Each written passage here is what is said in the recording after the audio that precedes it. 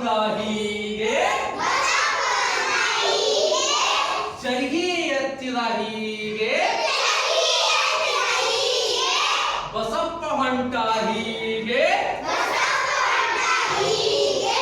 ಬಸಪ್ಪ ಹೊಂಟ ಹೀಗೆ ಚರಿಗಿ ಇಟ್ಟ ಹೀಗೆ ಲುಂಗಿ ಹಚ್ಚಿದ ಹೀಗೆ ಲುಂಗಿ ಕಟ್ಟಿದ ಹೀಗೆ ಬಸಪ್ಪ ಕುಂತ ಹೀಗೆ ನೀರನ್ನು ಗೊಜ್ಜಿದ ಹೀಗೆ ನೀರನ್ನು ಗೊಜ್ಜಿದ ಹೀಗೆ ಆಕಳು ಒದ್ದಿತು ಹೀಗೆ